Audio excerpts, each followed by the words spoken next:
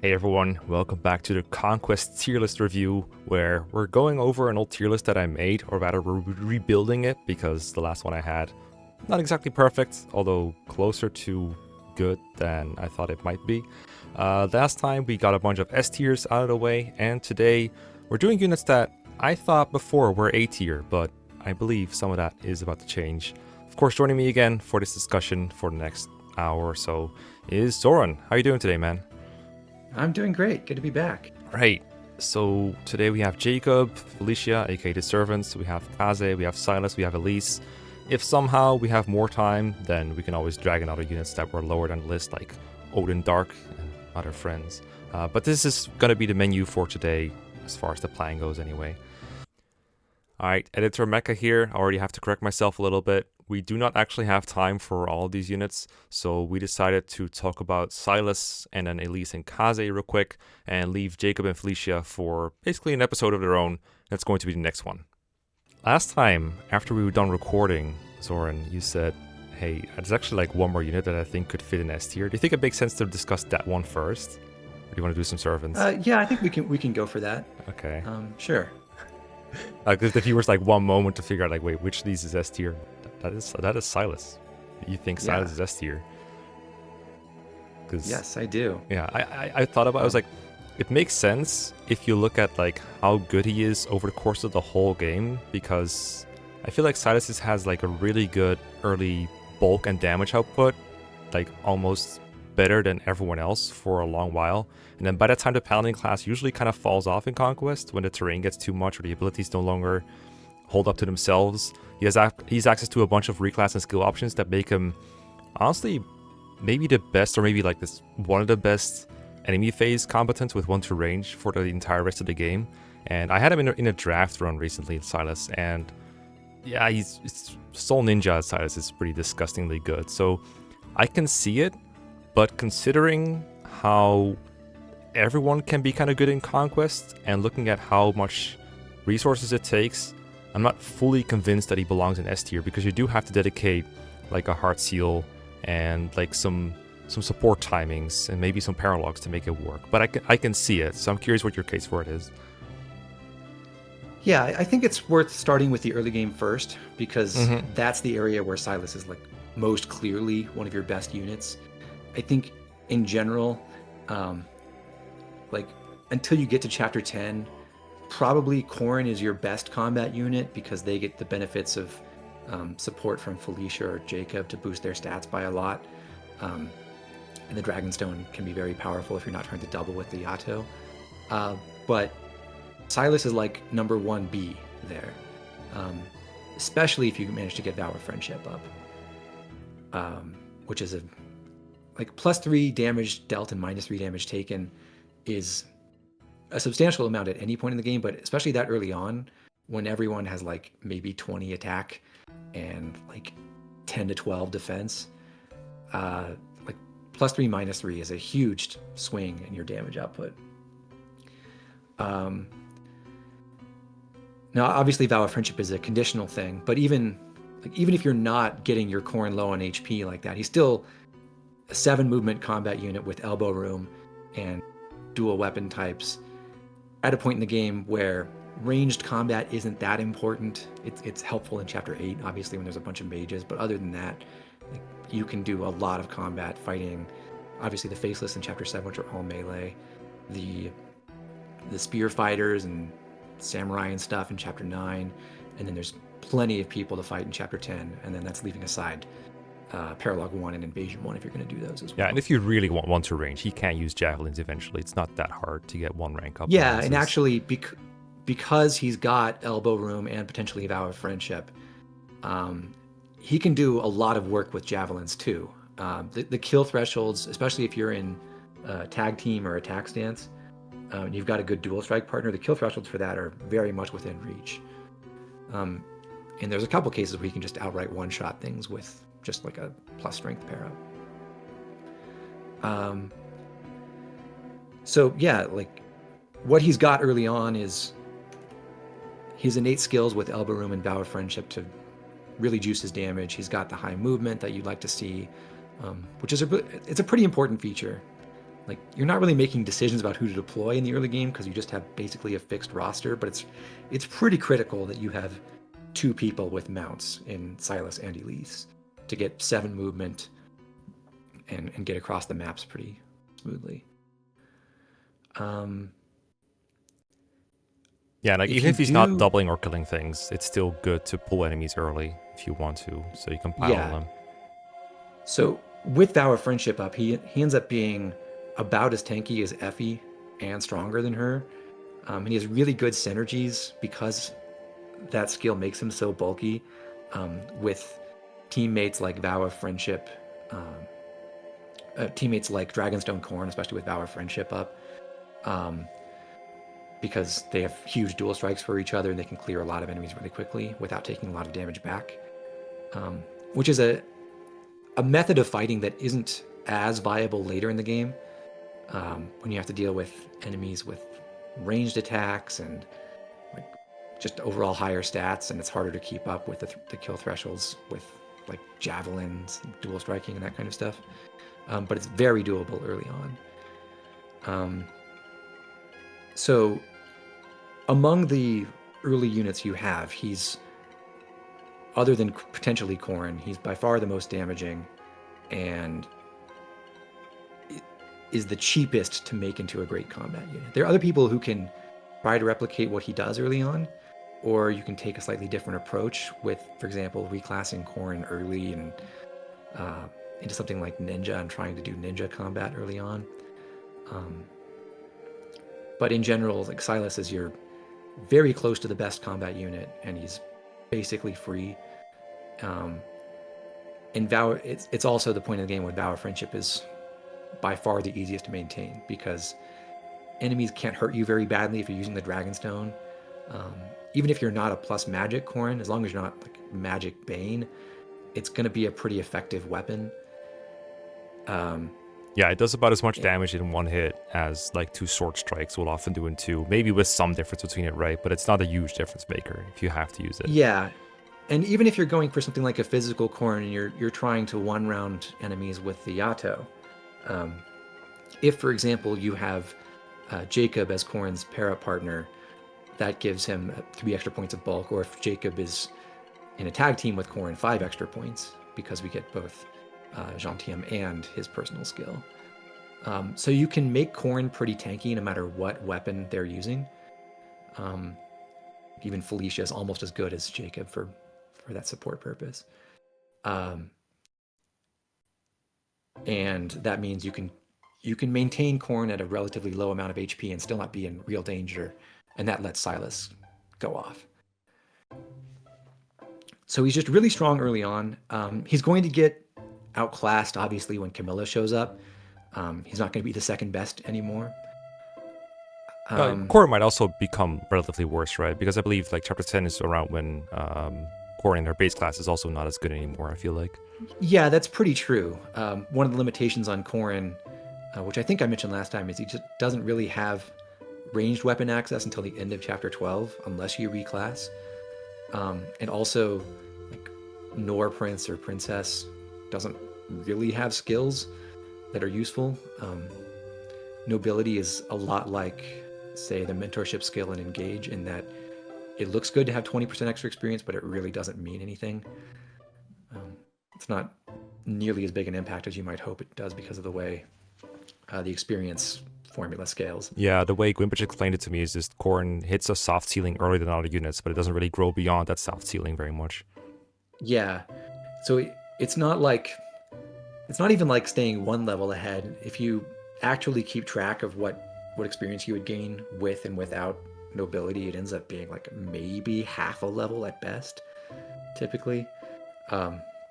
So it's just not very consequential. So yeah, it's true that at the same time that, like, when Camilla shows up and we transition into chapters 11, 12, 13, that's also when Corrin is not nearly as efficient a combat unit, although still very capable. In fact, at that point, I might say that Silas in his base class is outright superior to Corrin in their base class, because you can move more and you have ranged weapons and all that. But even going in, like, through chapter 11, 12, 13, 14, the kinds of things you do as a cavalier are still productive. There's all the enemies are still unpromoted, except for a couple of exceptions, and you can still, like, the enemies haven't gotten significantly better stat-wise. It's not that much harder to kill things in, say, chapter 13 as it was in chapter 10. So Silas's combat is still great. He's still growing. You do have the option to early promote him, which I think we'll talk about later when we get to reclassing stuff. But you don't really need to for him to succeed just the same way as he was doing in the early game in that stretch up before chapter 15. So he's still great. There's a couple other characters who are also effective, but he's right up there with some of the top combat units. He's still, like, at the very least top 5. I think everyone would agree with that. Yeah, I think that's pretty fair. Then you get beyond that, and Xander shows up, and that's one of the points of comparison here that we'll talk about a little bit more. Like, how does Silas compare to Xander? In chapter 16, that's really when you want to be promoting. It's also sort of the start of the time when, being a cavalier or any kind of melee oriented unit who's just using javelins or hand axes or the kodachi, it's not that hot anymore. Still workable for sure. Chapter 16 it's kind of whatever without having like tomes or Siegfried. Chapter 17 with all the ninjas, you can certainly make javelin combat work there. Silas can be really bulky, so he can.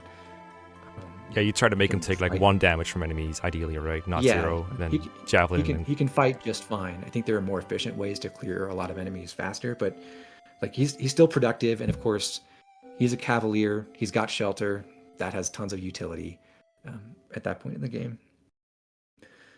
But it is true that basically beyond that point, like chapter 18 is really the last point where you can kind of squint and say, yeah, it's fine to be a horse unit who just uses swords and lances. Because there are some enemies you can fight there, like the heroes, where you can handle that fine as a melee oriented unit. Is the indoor map, right, with the 3 killable bosses? Yeah, that's the one with Zola at the top, and he's got the room full of mages at the top, and then the heroes next to them. Yeah, I don't think I've ever ventured in there with an unpromoted unit, but that sounds very sketchy already, so yeah. Yeah, I would really want to be promoted by chapter 16, I think, is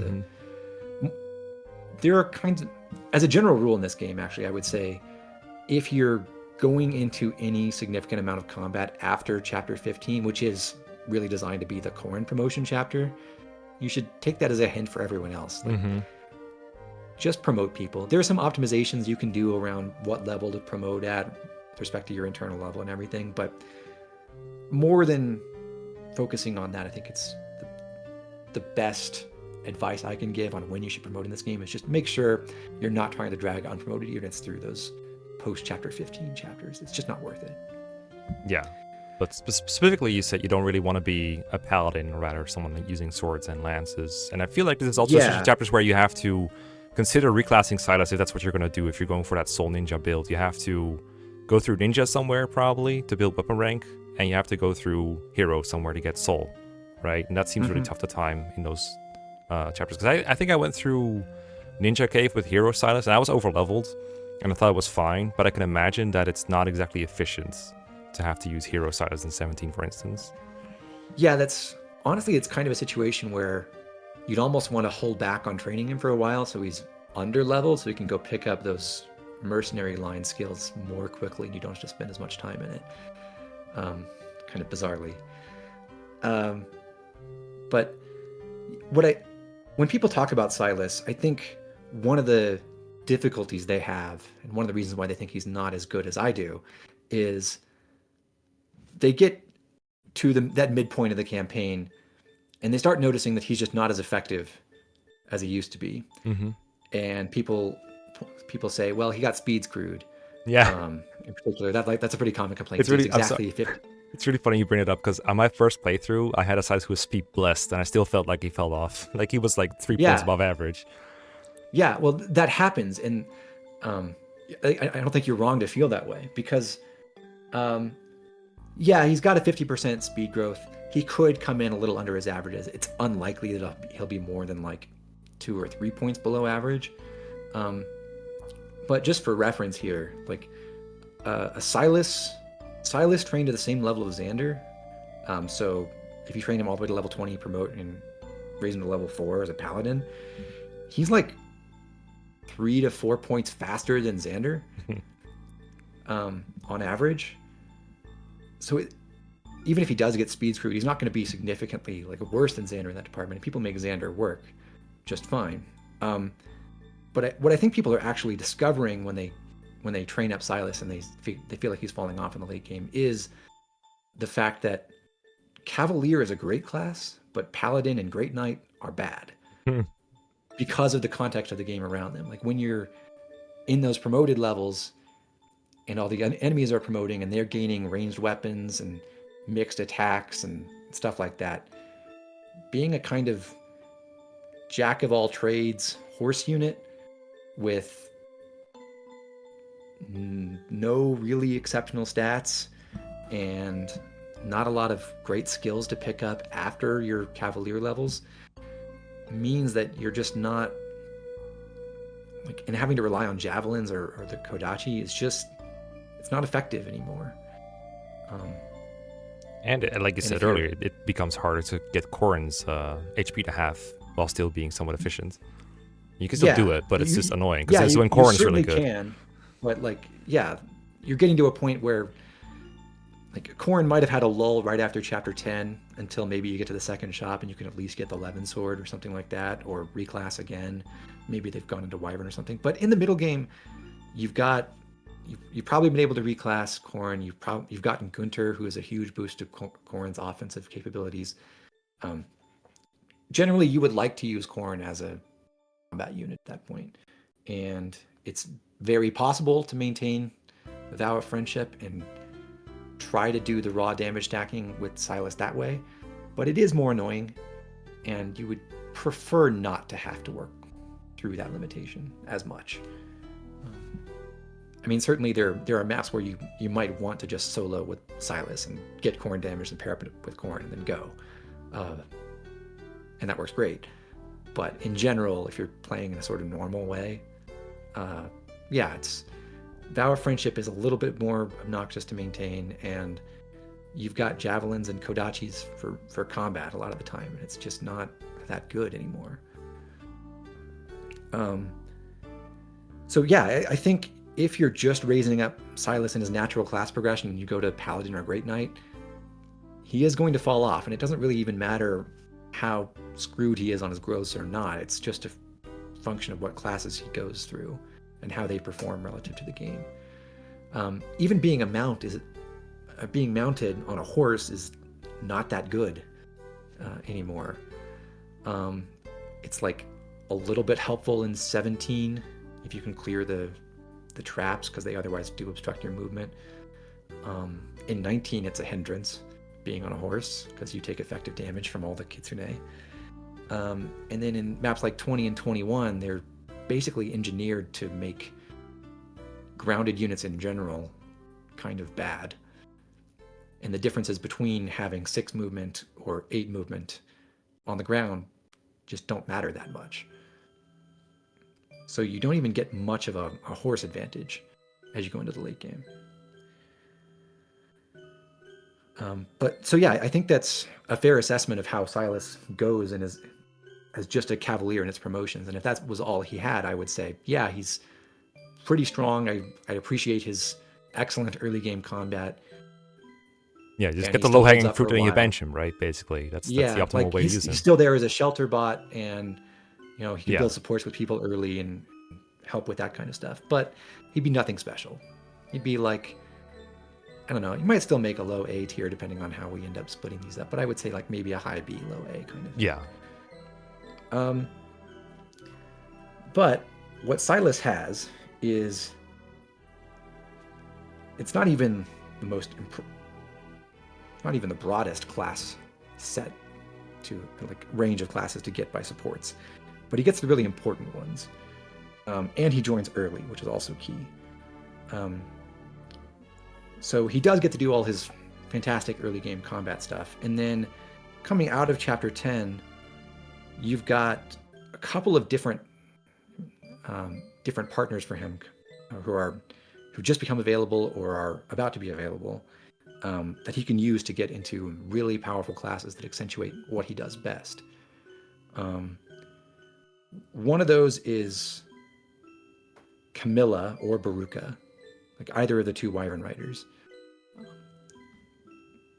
because they join in chapter 10. They can start building support with him in chapter 10, and if you just work on that for the next several chapters, going through 11, 12, 13, 14, 16, and 17, then you're coming out of there with Silas having access to the Wyvern Rider tree, using a partner seal.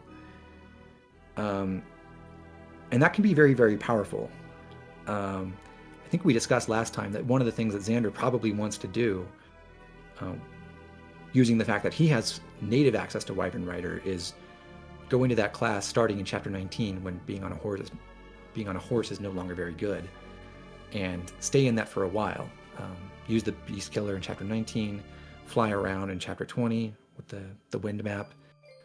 Also fly across chapter 21, the Endless Stairway, with all the Faceless and Stoneborn. And even go into maps like chapter 22, the Sakura map at the fort, where one nice trick you can use is to fly around the side of the map and get behind all the walls. Oh, right. Yeah, I know the place. Yeah, that's good. So it's useful to have flight there. So even at that point, Xander doesn't really want to be back in a sword class necessarily. Yeah, now you can go back after if you want, right? Because at that point, the value of the Wyvern is kind of lost. Yeah, probably depending on how you want to do chapter 24, Hinoka's chapter, I think either you want to go back during the Great Wall chapter with Takumi or after Hinoka's. Yeah. But that's like right at the end of the game, basically. So what Silas can do is something very similar, where he trains up through Cavalier and probably Paladin. You wouldn't necessarily want to train all the way to level 20 in Cavalier. You'd probably want to promote a little bit early, unless you have a bunch of paralogs lined up to just give you extra experience. Because probably what you'd like to do is go get Defender in Paladin and then immediately reclass to Wyvern Lord. And if you do that, Silas and Xander at the same levels will be both capable of doing those same sorts of things in those flyer-centric maps, except, as I mentioned earlier, Silas is going to be substantially faster. He will tend to be about the same strength, a little bit stronger with Vow of Friendship up if you can manage that. He's going to be more accurate, which is really helpful in the Kitsune map in particular. And importantly, he's not as bulky. He's still very bulky, but he's not so overloaded on defense, which is helpful in the Kitsune map. Because if Xander gains 1 or 2 points of defense in whatever levels he gets before you get there, there's a good fraction of the enemies on that map who won't attack him. And that makes him very safe, but it also makes him very slow. But what if it's annoying? You got to go fly around and go kill stuff manually. But what if you in that case, you could just have Xander trade the Siegfried to his para partner, right? If you wanted to. Yeah, you can take off Siegfried, but I think it's been a while since I checked this, but I think if he gains 2 defense over base, then the Beast Stone, like none of the Beast Stone unpromoted Kitsune will attack him anymore. And it might be like 3 or 4 more. Then he stops getting attacked by a bunch of other enemies too. So you can take off things like Defender too. But that's a nice to have skill for things like accuracy. It helps. I think I remember someone, maybe you, saying that you can also forego Defender with Paladin, for example, just promote to Paladin and almost instantly reclass to save on some experience, get skills earlier, like get other skills earlier.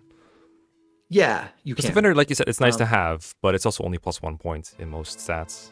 Right, yeah. It's the kind of thing where, say we're taking that route where we're trying to have Silas marry a Wyvern Rider.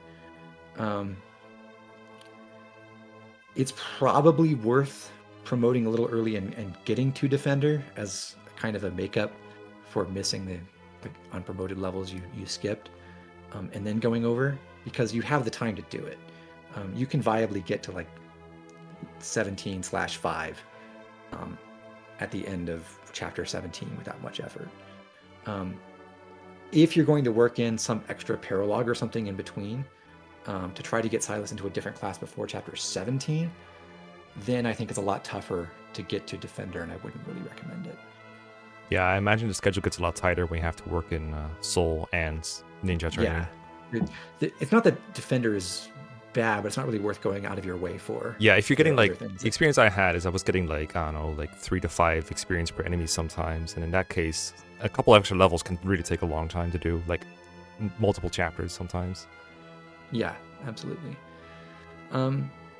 So there's that route, which is pretty simple, and it doesn't cost you a heart seal. It's just a partner seal thing, which are in pretty low demand, and it's very, very effective. It's like an alternate version of Xander who can actually be more efficient at the kinds of tasks that where you'd want a really bulky flying guy with a lance. Yeah, you get all the goodness of an early game Cavalier and then all the goodness of a late game Wyvern.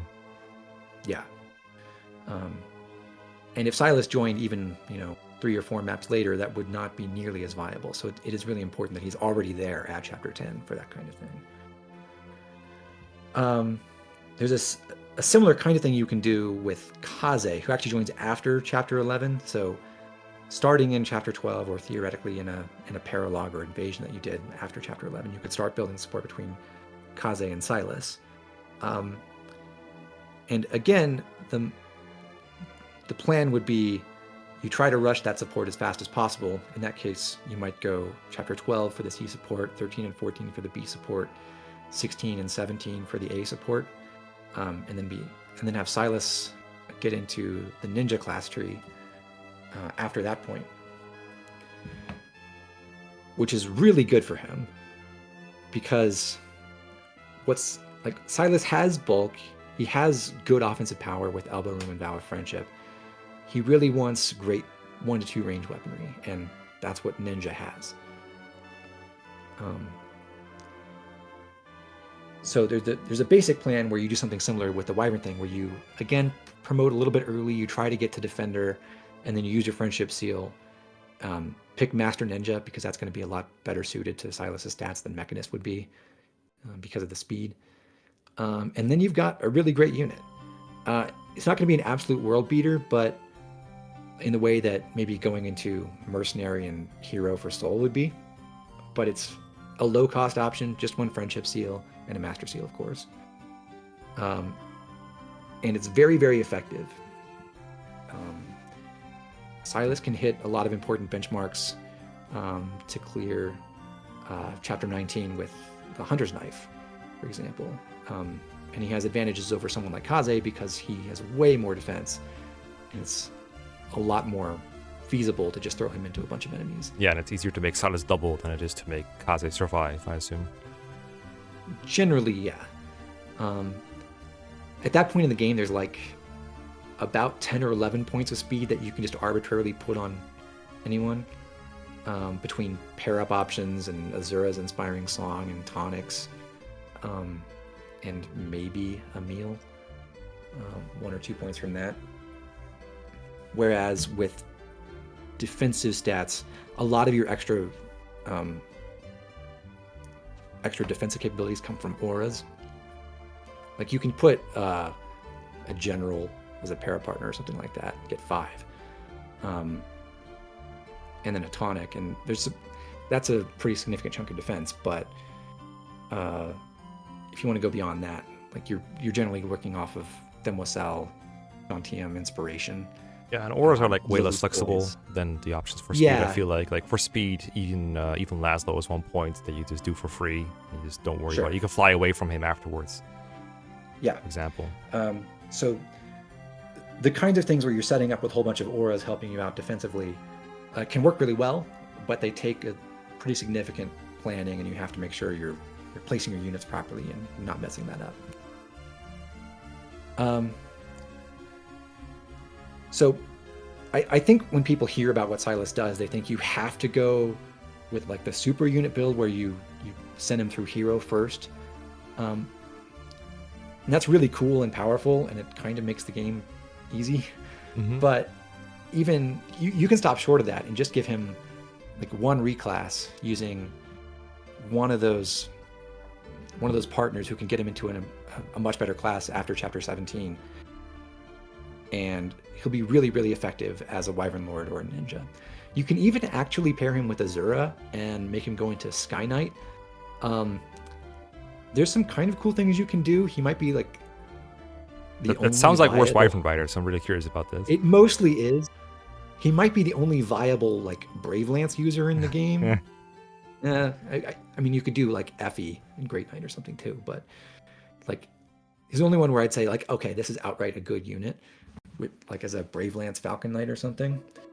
But yeah, that is going to be worse Wyvern Lord, and importantly, it also takes extra damage from the Kitsune, so it's not nearly as good at soloing chapter 19. So what does it do? Like anything different? I mean, I guess it doesn't occupy a Wyvern, but you have two of them, so it doesn't seem like a major cost. One of the advantages, I think, is you can get that done earlier because Azura exists in chapter 9. And Silas is a relatively, like, depending on how you play, it can be kind of hard to get Azura a bunch of support points, but Silas is pretty good at gathering that because he's also a shelter user who wants to get refreshed by Azura a lot to get that extra speed and stuff. So it's a pairing that kind of makes sense just based on the way you play some of those early mid-game chapters. Like if you're spamming shelter a lot and executing multiple sing actions, Silas is usually involved in that, and he can benefit from it. Yeah, I agree. I would say though that if you have if you're comparing it to say Camilla and Baruka, they can also make pretty good attack stance partners for Silas for him to get those javelin one shots, right? Yeah. So and actually, I think one of the coolest things.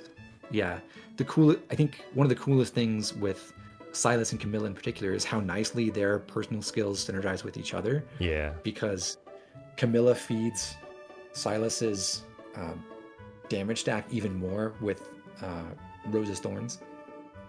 So there's some kind of silly things you can do with Silas and Camilla together that you wouldn't normally be able to do in a tag team.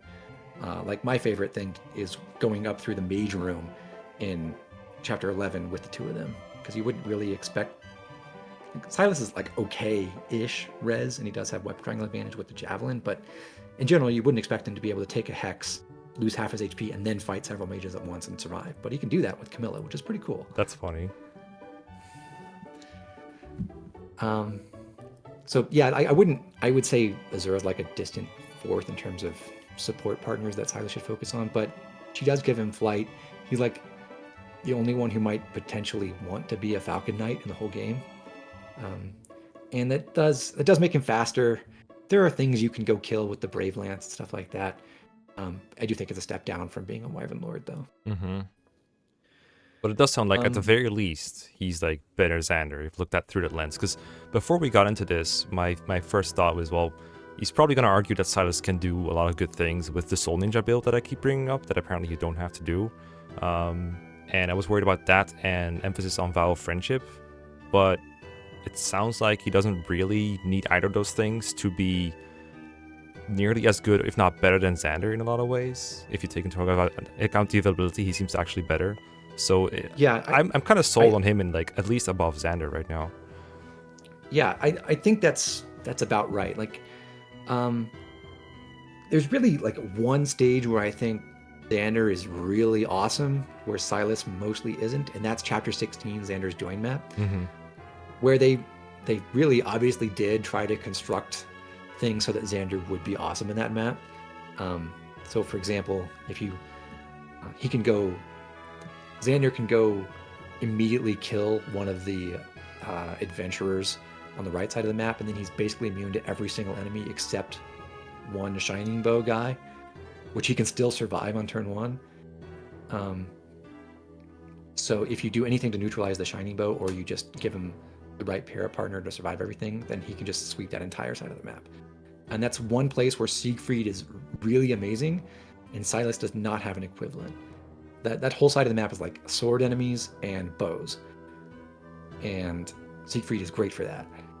Yeah. Silas won't generally have a good equivalent to it.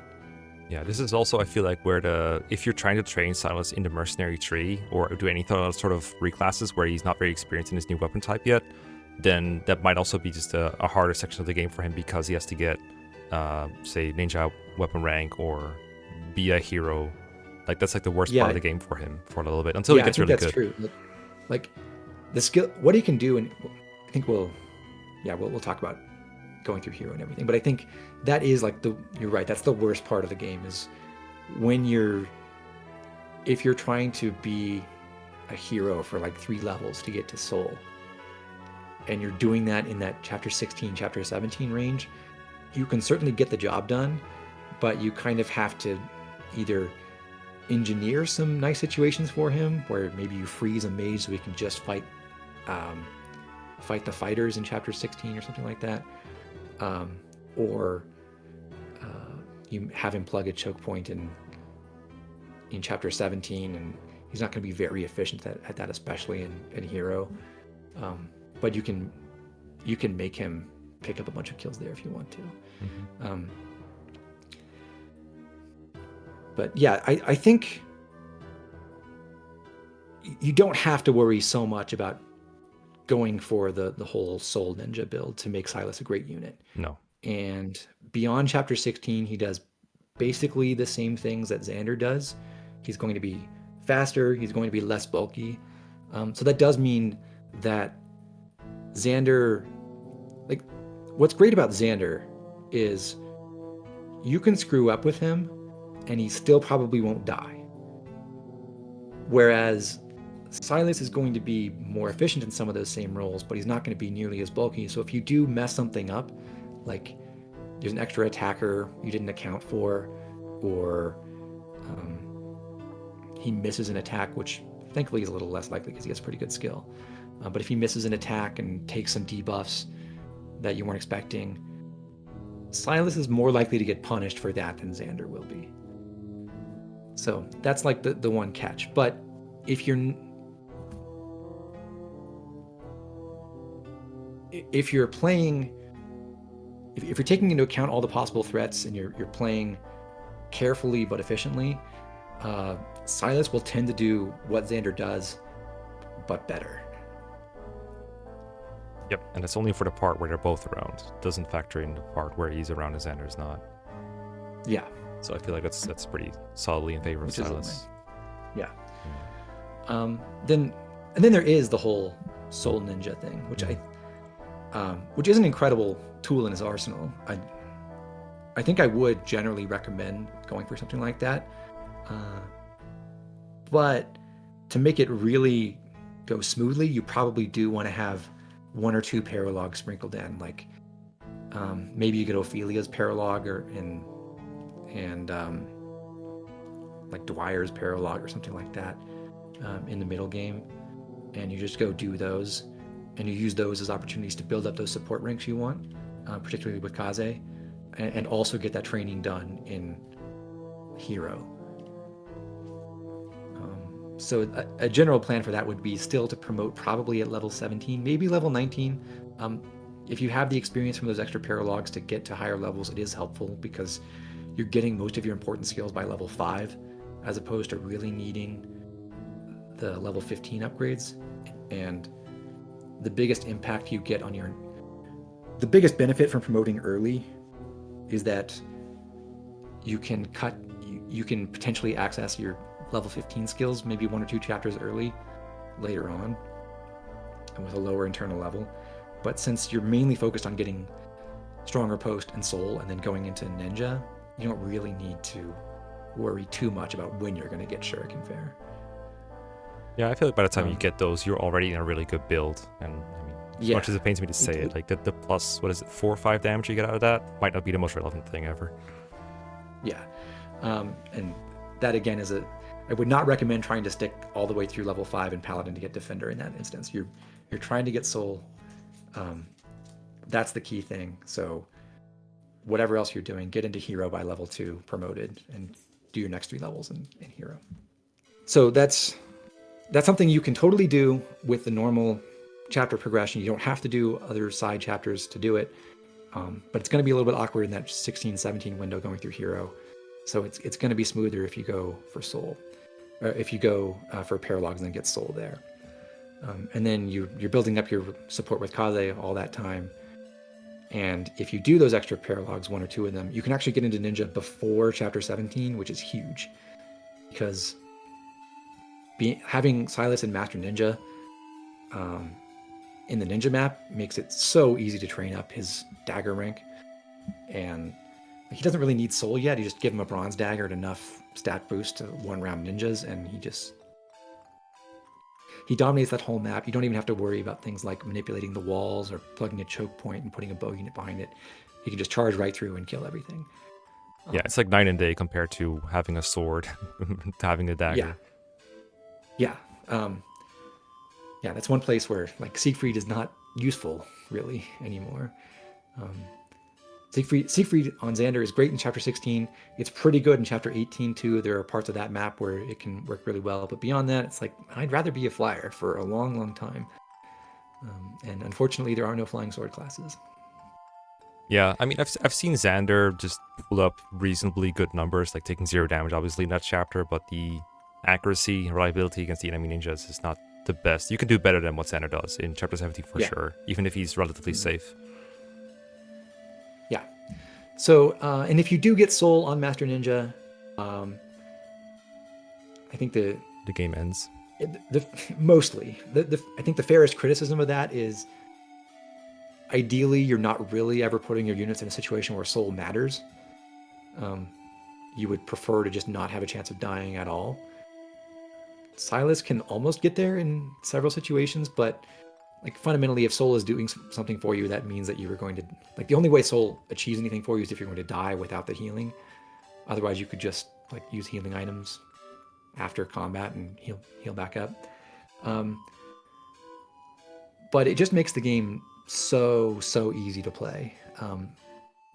You can dive right into a whole bunch of combat situations where you're almost certainly going to be fine, and you don't have to worry about bringing healers or really interacting with much of the game anymore. You just walk forward and drain HP from enemies, and you come out the other side and you're mostly healthy and all the enemies are dead.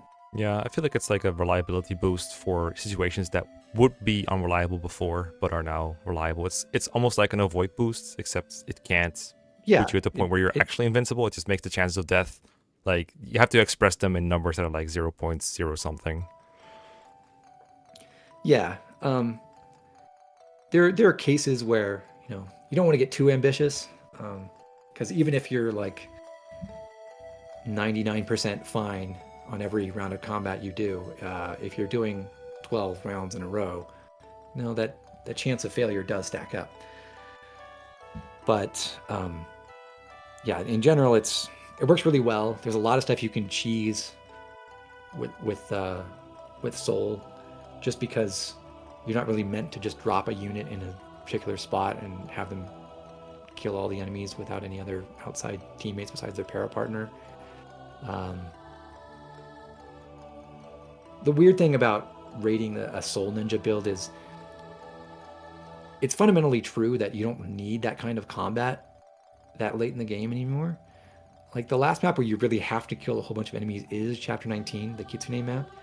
And if you're purely focused on minimum turn count and getting through the game with as little combat as possible, I think you only have to kill something like maybe 15 enemies in the rest of the game. That's true. Shout outs to Kill Boss.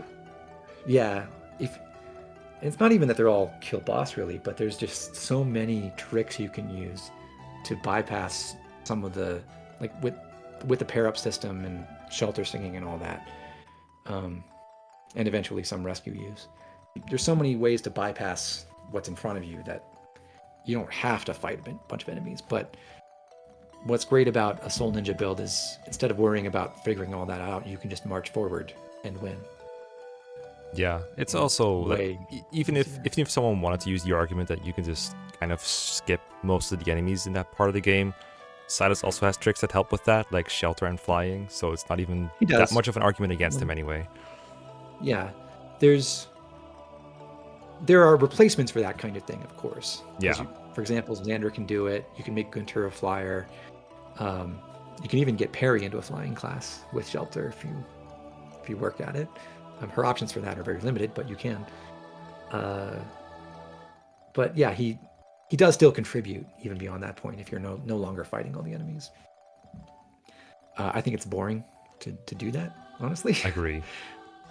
So I wouldn't recommend it, but if you put some thought into it and you know a few things, especially about some of the exploits you can do in Chapter 26, which wouldn't be obvious at first, it's true. You don't have to fight too many enemies left in the game. So if that's all you're concerned about, then yeah, it doesn't really matter having incredible enemy phase combat. Yeah, and then like the fact that you can skip those enemies might mean you put more emphasis on early game combat. And guess what? Silas is the best / second best at that too. So I still don't see an argument against it. Yeah. All right, I don't see an argument against Silas in here anyway. In that object. So we spent a bunch of time on him, but yes, yeah, I think he deserves his placement. I think if you look at what he does with the way his stats work out and the class access he can get to with his particular friendship and romance pool and where he joins and when his partners join and how that relates to how the game progresses, he has great synergy with the kinds of people who give him those good classes. He loves working with Kaze. He loves working with Camilla. He's pretty good with Baruka. He's pretty good with Azura. It just works naturally, and it gives you a great result. Yeah, he seems like a really good all-around unit with good options for honestly any play style as well, like whether you're playing through the whole game straightforward or you're trying to be as efficient as possible too. So I see no reason to deny him the S tier. I can see some people saying that maybe Xander's lower resource, but not really. And before I forget, I do want to say that the channel Bad at Life, I think also known as Bulk, recently made a video on Silas as well, which is, I think, more focused on all 3 Fates games rather than Conquest. So if you ever want to hear more than 40 minutes of talking about Silas, then that is another good place to go to, because it has Bulk talking to, I think, a person called Blue, and they talk about why he's actually also this good in Birthright, if not better, and in Rev as well. Yeah, shout out to Bulk. Have any more remaining thoughts on Silas, or is 50 minutes the maximum? No, I think we're good. I'm sure it'll come up in some of the further discussion we're about to have about the servants a little bit, but yeah, I think that's about it. Yeah, to be fair, this is a good outline. Like a lot of the things we just discussed will probably also apply to auto units. Like we could just say, well, they kind of do things like Silas, except this and this and this, and then we'll have a shorthand to refer to it, I guess. Yeah. But with this in mind, I don't know if we have time for a lot more units. So you think it makes sense to just discuss maybe save the servants, and because I feel like they would be more work to discuss than say Kaze or Elise. Okay. Yeah, let's go to Kaze and Elise then. If you think that makes sense, of course. Because I know, for example, I think Kaze can be fairly briefish. Elise might be a bit more elaborate, but we'll see where the time is when we're done with Kaze, I guess. Sure. Because my experience with Kaze is that while, for example, most of these combat units, especially Silas and Corrin, are very versatile, I feel like Kaze does one thing, it does it very well. We spent a lot of time talking about Kaze and his niche as a mage killer last episode as well. So I guess we just briefly recap it as this man is fast enough to double everything without a whole lot of stacking or pair up. And then you just have to make sure he survives, and he usually kills his target. But he doesn't do a whole lot outside of those Master Ninja duties. Like, he's very good at those things, but and you can make him kill almost anything, but it's kind of hard to make him survive everything and hit strength thresholds, is the feeling I get from Kaze, because really the only thing that's really good about him is his speed, and the fact that he's a ninja within Conquest, which is a very rare thing, but you can pair him into other people to turn them into ninjas if you want to, so he's not really the only ninja, if you know what I mean. So I felt like Kaze, I think I had him in A tier before for this, and not even sure about that, because Do you think it's accurate that he's like very specialized and sometimes just not that good when his specializations don't add up to what you need? Um, Or do you think I it's all around definitely better than what I'm think giving credit for? Because that's fine too. that's a question that really depends on like what you value in a tier list in general. Because Uh-huh. I think you're exactly right that Kaze is a speedster. He's really good at certain jobs. He's great at killing mages. He's great at killing enemy falcon knights and stuff because the hunter's knife is incredible. Um, he's not so great at killing the kitsune because he just doesn't have the defense to take on a lot of them. Um, but he can at least kill stuff. And then beyond that, I mean, you can kill enemy paladins in chapter 18 and stuff like that too. Um, but beyond those specialties, it is kind of hard to make him branch out into something bigger than that. Uh, Yeah, that's the feeling I get too. and um, so yeah, I think your assessment is basically bang on. That said, he's usually worth deploying throughout the game because there aren't that many places where you're going to be fighting a whole bunch of mages at once or a whole bunch of falcon knights or kenshi knights at once. But for the places where that happens, he's really good at it. Yeah. And even when he's not doing that, especially if he goes into Master Ninja as his promotion, he has really useful pair bonuses with speed and movement that other people appreciate, like Silas or Xander, for example, or Camilla. They all like that kind of thing. So he makes a good teammate even in the maps where he's not directly participating in combat. And it's generally better to be a kind of specialist like Kaze is than to just be decent at everything. So I would be comfortable keeping him as like the bottom of A tier based on where I think your breakpoints are in your tiers, but I could also see a high B kind of thing. Mm-hmm. My sense right now is I don't think we're going to have anyone in D. If we're assessing the worth of Conquest units relative to units in the series as a whole, I don't think there's anyone who's really bad. Yeah. There's some people who are disappointing, but they're not. They're totally workable. You can make them great if you want to. It's sometimes really fun to make them great. And yeah, with that in mind, if like I don't expect to be putting people in D tier, then I would say Kaze is probably a low A.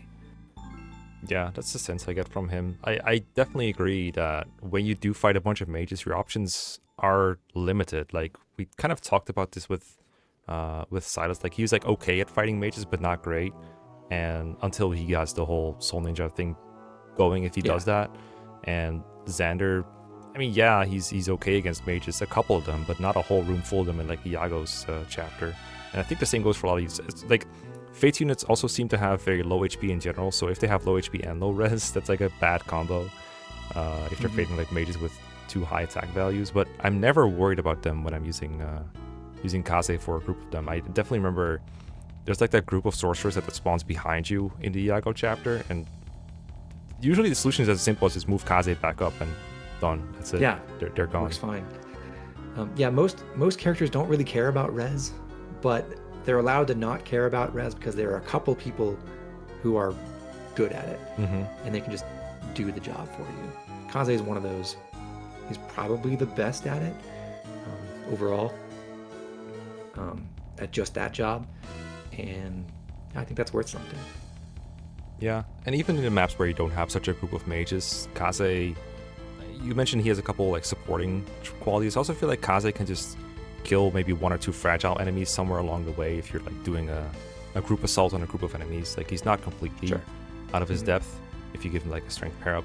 It's just some enemies I feel like he's very bad against, but it's generally easy enough to avoid those situations. Like it doesn't happen all the time where he's just not doing his thing. So I'm fine with throwing him in A. And I just wanted to mention with him, I prefer going into Master Ninja with him as opposed to trying to balance out his weaknesses by going Mechanist. Like Mechanist can be useful for some things. It does give him noticeably higher bulk. If you want him, for example, to fight in the Ninja chapter 17, I having bow access is actually going to be pretty important for him, because it strips the enemy's weapon rank. So instead of getting +4 damage at S rank with daggers, they get +0, which makes them substantially more survivable. But I feel like the Mechanist promotion is very selfish.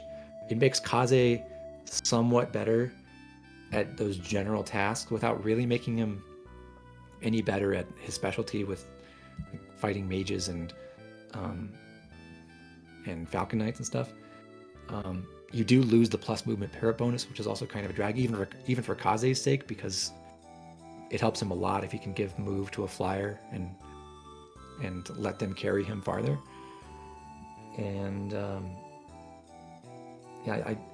Mechanist can work great on some people, but I don't think in Conquest, I don't think it's the best choice for Kaze. Yeah, fair enough. I feel like the promotion screen doesn't really tell the whole story when you're doing it, because it doesn't say you lose the 1+1 parrot bonus. I'm always thinking for a little bit about what to promote him to when I get there, but I always end up on my Acid Ninja somehow, because it makes more sense for reasons you said. And then late game, you get Shuriken Fair out of it if you keep him that way anyway. Mm-hmm. Which is nice. It's not necessary for him usually, I feel like, but it's fine. Yeah. So, is that Kaze? Is that all there is to him? I think so. Yeah, probably. We've mostly discussed the kinds of things he can do, and I think it's pretty clear cut. Mm-hmm. Okay, I guess we can. Great support partner. Yeah, he's like you said, he's not an egoistical unit. He gives this class to other people, and thanks to that, they can thrive. It's cool. Yeah. So Elise is a unit that I think most people thought of as strictly a healer for the entire game, like a support unit, period, for a long time. And then there was like a point where you made videos, and now every now and then when I'm browsing on Reddit, everyone is talking about Wyvern Elise. And I've talked to a lot of different people about this reclass, and some people seem to really not like it. They say like, well, it uses a Master Seal, or a Heart Seal early on, which is a pretty big cost. And they say, well, I could use the Heart Seal to turn someone else into something really important, and instead I'm getting a fairly mediocre Wyvern out of it at this point in the stage. But I do love the theory behind it, and please correct me if I'm wrong, but I believe that the theory behind Wyvern Elise is, well, you could have a healer, which is like pretty whatever, but if you have Elise stand next to someone and you heal them and try to use Elise Poise, she doesn't dual strike with them. Whereas if you're a Wyvern, she can dual strike with them. It sets up a lot more plays, and eventually you get enough strength out of Strength +2 and everything else that she gets through pair-ups and tonics and whatever else you want to do, that eventually her damage output is fine, if not good, and your main problem becomes her accuracy, and that's about it. And then eventually you get Bolt Axe Go Burr, you kill enemies with a massive magic Malignite, and that's pretty good. That sounds pretty good to me, but I've never been able to do a full playthrough with Wyvern Elise. And I also know that the auras that she can provide in her base class are still pretty nice to have if she stays in that class tree. So I'm curious what your thoughts are on Wyvern Elise to this day. Do you still think it's the best way to go with her? And if so, where do you think it falls? I'm still a big believer in Wyvern Rider Elise. Yeah. And I think you gave a pretty good summary there. There's a couple things I would add, especially about the early game. Like when you mentioned, for example, having Elise next to someone and healing them but not being able to dual strike for them. That is one of the downsides of keeping her in Troubadour is, although you can still engineer things so that you've got Elise and someone else adjacent and they're dual striking with the other person. Yeah, it depends on support rank then, right? Yeah, it does. So like you can still use, there's nothing stopping you from using Lily's Poise in your game if you keep her in Troubadour. But one of the things you start to realize about this game, and especially the early game,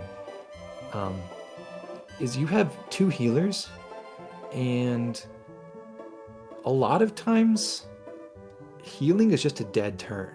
Like if all you can do is go heal someone, it doesn't really do anything productive as much as you might think it would. You're talking about like healing like 1 HP from someone. Yeah. Sometimes even healing a lot of HP. Because the enemies, like if you use some of the other tools that are available to you, like Korn's Dragonstone, Vow of Friendship, Silas, you got Effie who's super tanky. It can plow through a whole bunch of physical enemies. Nosferatu, potentially. You have ways to either take minimal damage or mitigate the damage you're taking, like heal it back, so that you don't really need a lot of staff support to get through those chapters. If you're not used to the game and you're not really familiar with how to maximize those mechanics, or maybe you're not applying tonics efficiently and that kind of stuff, which is totally understandable, you're going to need more healing to cope with everything. Yes, absolutely. But I think as you get more experience with the game, you start to notice that, like, a lot of times, like, yeah, I could go have Troubadour at least heal someone, but it wouldn't actually help me with anything further down the line. And all I'm really doing with that is spending staff uses to train up my healer for her own sake, which is actually pretty expensive. Like, paying for, in a lot of Fire Emblem games, you think of healing as being a real boon to a unit because it's like a totally separate source of experience. They're not competing with that for most other people. They can train on their own. It's no problem. But in Fates, especially in Conquest, but I think in all the routes really, healing is maybe one of the biggest drags in your economy, especially if you're trying to just heal up those like 1 HP situations just to try to get more experience from healing. Like, what you're getting out of that is swiftly diminishing returns in terms of experience, because the experience formula with staff use is not kind in this game, especially on Lunatic. And it's just not. There are other ways to get extra experience too, like being able to dual strike and get the experience from dual striking is another kind of like additional source of experience. Mm-hmm. And that's free because weapons are infinite use, unlike staves. Yeah, they don't. There's a startup cost, but yeah, there's no further cost beyond just getting your weapons and getting equipped. So what I think is most important about making Elise a Wyvern Rider early on is you remove a lot of those dead turns. So yeah, Elise's biggest problem, if you do make her a Wyvern Rider, is she's pretty inaccurate. I'm pretty sure she has the worst personal hit value in the game. I think she's slightly behind Arthur and Nyx at base. Maybe not when they're at equivalent levels, but at base, I'm pretty sure she's the worst hit. So you might make her a Wyvern Rider immediately and then notice that, like, oh, yeah, she can get in and participate in dual strikes, but they aren't very reliable. But the thing is, even if they're not reliable, she's doing more for you on each of those turns than she was when she was just healing. So there's actually a substantial benefit in terms of your action economy from having an extra combat unit instead of an extra healer in those early chapters. And all the while, you can get Lily's Poise into better positions to make better use of it, which is really helpful. Again, like we said with Silas earlier, with like taking -3 damage in that context when the enemies are at low levels is a really big deal. And being able to like put Lily's Poise out there, making her get involved in combat herself and just be in the thick of things makes that personal skill a lot more potent. And it probably helps you save those heal uses that you would have otherwise spent. It does. Yeah, keeping them alive. Because that's one of those things you can do to make it so that your units are not taking significant damage. So you don't need all that healing. Yeah, you probably kind of have to, because I feel like if you remove a healer from the equation, a lot of the time, if you're playing equally well as someone who is just used to having 2 healers, you might have to make up the difference with vulneraries, and those are even more expensive. So it's a little bit of a scary thought to me to go there as a more inexperienced player, for example. I probably get by, but I've had 3 playthroughs by now, probably. But it seems like a pretty... what I'm saying is this build might not be great for everyone, depending on their experience level, probably. Yeah, I think that's true. It relies on a certain knowledge of the game and like a certain ability to keep track of all the math that's going on and say, like, oh, if I put Elise here and I organize my units in this way, then I have Silas in this spot fighting, 4 spear fighters and taking 1 damage from each of them, and I got Corrin over here taking 2 damage from like a samurai or whatever. and everything just works out great. But yeah, it takes some knowledge or some experience to do that really well. Although I think it's worth learning that because it's fun. It might be a good way to learn that, to get into it. It's just, okay, Yeah. this playthrough I'm going to use Wyvern Elise, and I'll try to get by without a second healer.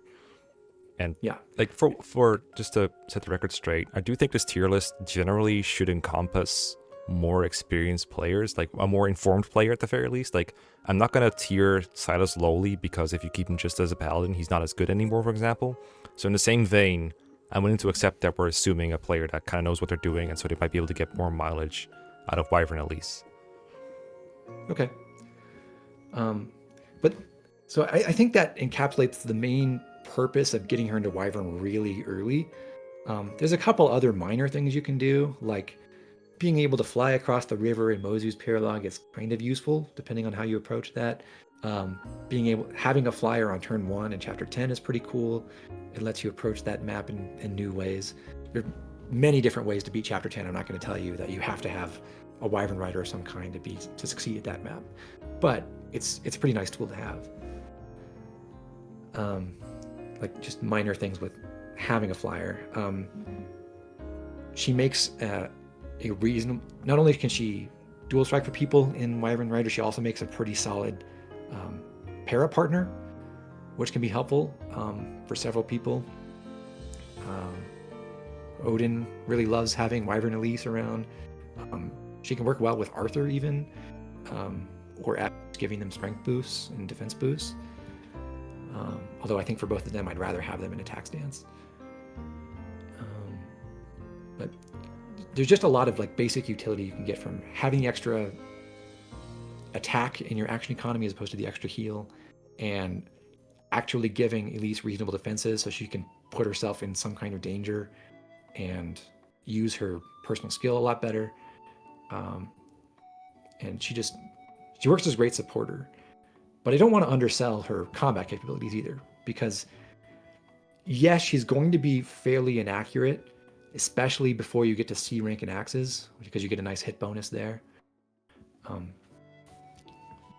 But there are tools to help with that too. There's Odin's Heartseeker or Nyx's Heartseeker. She has a fast forward with Arthur, and he gives a bunch of hit to adjacent teammates, which is nice. Like there are things you can work around in the early game, and then when you get to like C rank and axes, and you give her a bronze axe, which is like the only kind of axe she really wants to use, like maybe a hand axe for occasional chip attempts, but basically she wants bronze axe for the early game, maximum accuracy. There are plenty of places where she can go fight and see 90+% hit rates even without giving her skill and luck tonics. And with just her base stats, she has what it takes to one round enemies for a good long while, which is surprising because her strength growth is terrible, and you wouldn't think of her as a very bulky unit, but Wyvern Rider bases are incredible for that. She has the same base defense as Silas if you make her a Wyvern Rider, which is kind of dumb. She doesn't get Vow of Friendship, but she has 10 defense, which is crazy. And then she also gets 10 strength as soon as she gets strength +2. And when you factor in Effie support or Arthur support, she can hit some of the critical benchmarks to kill things. And she has good speed, which is very, very helpful. And just having good speed, decent starting bulk, even if it doesn't grow that well, and workable strength, even if it doesn't grow at all, is enough for her to succeed all the way through basically chapter 13. With just something like fighter pair up, she can one round the Cavaliers in chapter 13. It's really good. Then you get to a more difficult stretch, I assume. Yeah, but you also get the second shop, which is where you can get the bolt axe if you want to work with that. The bolt axe is sort of the dream. The problem with it on Elise is accuracy again. So there are some situations where it's going to work really well. There are some relatively slow enemies that you can destroy with the bolt axe consistently. But mostly she's going to want to like continue through Wyvern Rider and do what she can to contribute through chapter 14. And then just like everyone else, she wants to promote. And she wants to go to Malignite. She gets access to fire tomes. Now she can work 2 parts of the weapon triangle. She's got a more accurate magical weapon with fire. There's a lot she can do with that. So she's never going to be like, I guess the best way to put this is in terms of raw benchmark stats, like having enough attack power and having enough speed, Elise is incredible. She has the highest magic growth in the game. She has really good speed. She's going to hit those benchmarks all day easily. Her one flaw is that she's not very accurate. She has good luck, which kind of helps, but not nearly as much as having better skill would help. But even with that flaw in place, I think being a magical Malignite is such a powerful thing in this game, and there really aren't very many candidates who have easy access to that and are good at it. There's Camilla, if you give her the Spirit Dust. There's potentially a plus magic Corrin, do it really well, especially with Gunter support. And then behind that, there's Elise, and that's almost it. But she's just so powerful in that class that sometimes you can kill things twice. So even if you miss one attack, your second hit will kill anyway. That's so funny. Yeah. So it's like a player-face assassin kind of unit, right? Because I'm assuming her bulk would still be underwhelming for late game. Surprisingly not. Especially if you do train her in Wyvern Rider for a while. Because Wyvern Rider has the same defense growth as Knight does for some reason. So I can't remember if it's 30 or 35% that she gets to with Wyvern Rider defense growth, which doesn't sound like a ton, but she's got the 10 base to go from.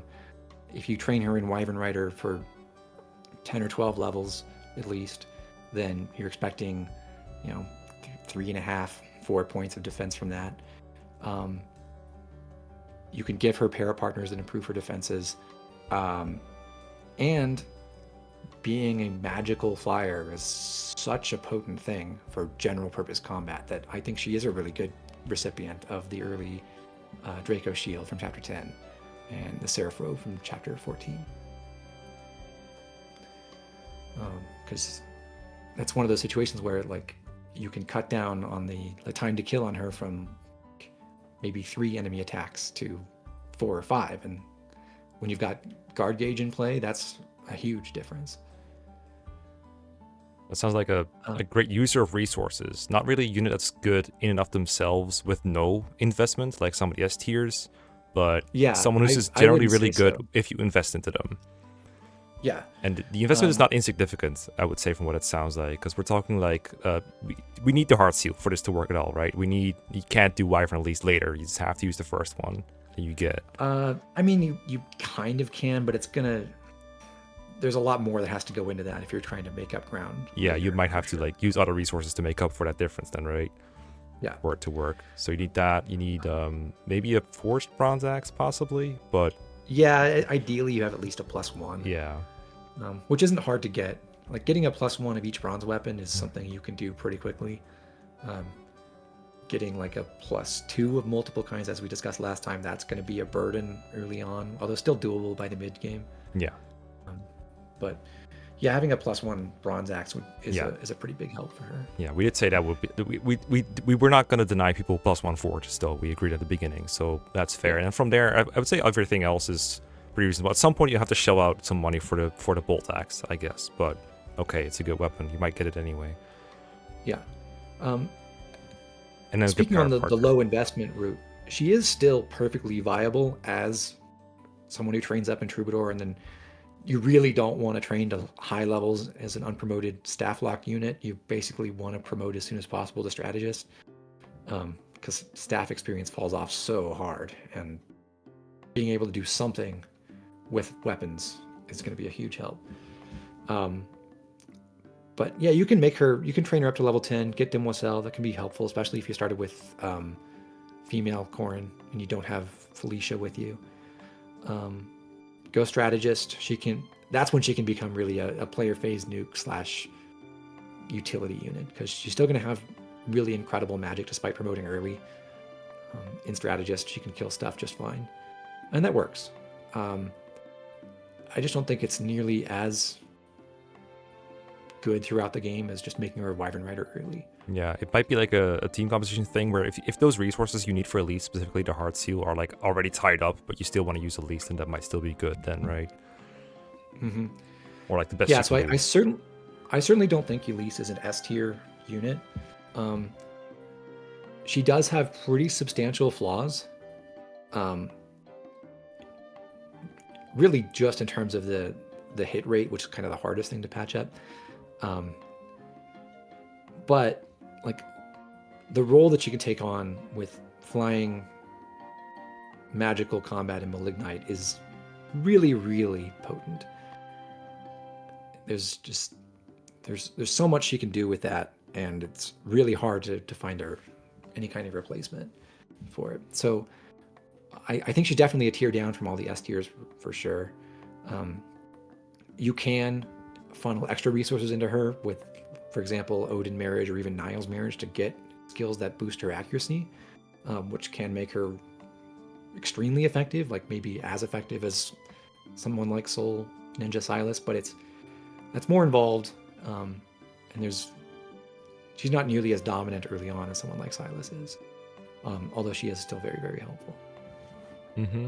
Would you say, we talked a little bit in the first episode about some people being dependent on team composition. Some teams might be better in other teams than, you know what I mean? Different teams might require different units. So would you say that, for example, Elise is like incompatible with, I don't know, Mozu for both requiring a early Heart Seal or like maybe early class Corrin? Or do you think you can get away with both? Can you get away with Elise in most of these compositions?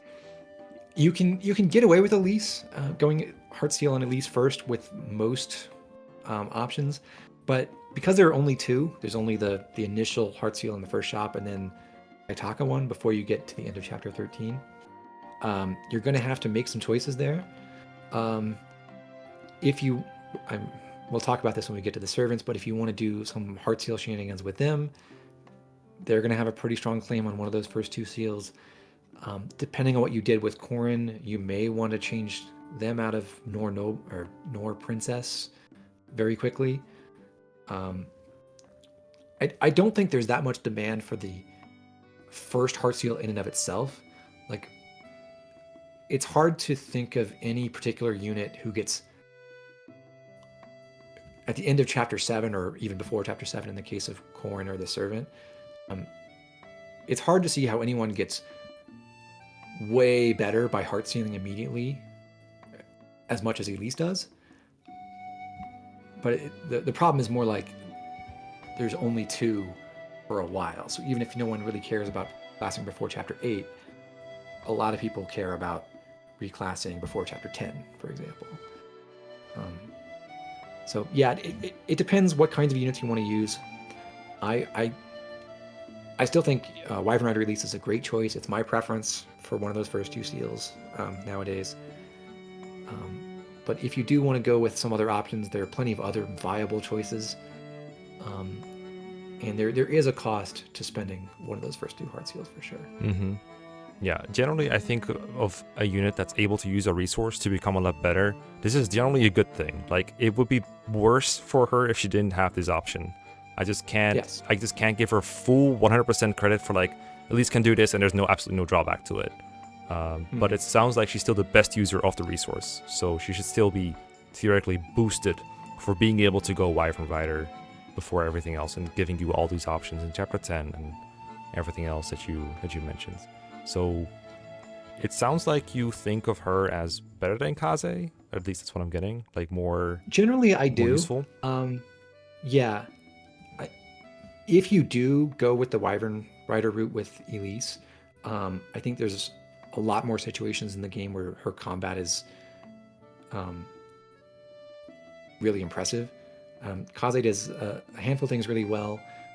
Elise can actually do most of those same things, like fighting mages, but also flies and also destroys generals with the bolt axe, and also has an incredible personal skill to use. And like we'll get into this later, but she makes a great parent and a great partner for certain people.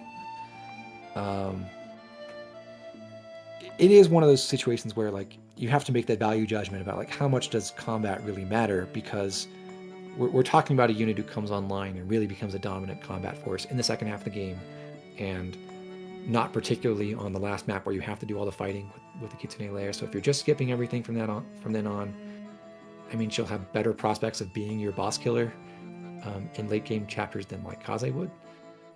But in general, there's a lot of like Camilla or Corrin are going to be better at that anyway. Yeah, I'm fine with assuming that we play those chapters mostly kind of straight, I guess, but it's true that the more efficient you get, the more you might have to skip, so it's fair to bring that up, I suppose. But I feel like neither of them are particularly great in those contexts anyway, so it probably wouldn't make up the differences that exist from before then. So I guess I'll throw her here. Oh, whoop, there, that way. That's cool. Okay.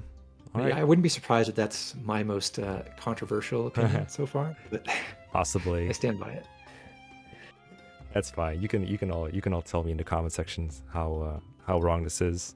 But I don't know. I feel like most people will be open to most interpretations, considering how fluid Conquest tiering really is, and especially considering how resource dependent Elise is versus how Kaze is not. Like, I feel like it's open to interpretation in a lot of different ways. Yeah, definitely one of Kaze's virtues is you just promote him at some point and he does his thing, and that's kind of it. He's got a very short wish list. Yeah. I mean, you can send him through classes to get extra skills if you want, but they don't really affect what he does. Yeah, he doesn't change very much on that, whereas others are more erratic, like Elise, and like I guess Silas is kind of similar. He needs like one reclass, but it doesn't have to be immediate.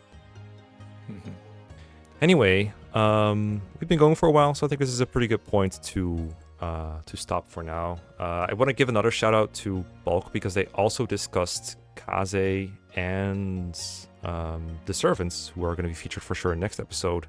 Or specifically Jacob was very elevated discussed. So if you want to hear more Fates discussion, not specifically geared towards Conquest, but more towards Birthright, I'd recommend checking that out. Of course, go check out Zoran's channel as well, especially if you were just inspired to play with Elise a little bit more, because I think you have at least 10 videos featuring Wyvern and Elise, if not more. So probably something like that, yeah. Probably something like that. So go check those out, and thank you for listening. Zoran, any closing thoughts? Just shout out to the person who, as far as I know, first suggested Wyvern Rider Elise, which is someone called Doesn't Know How to Play on the Serenus Forest forums. Oh, right. So, good job, buddy. You did it. It was a lot of fun exploring that world, so thanks. All right, and we'll see you all next time. Thank you for watching. See you, everyone.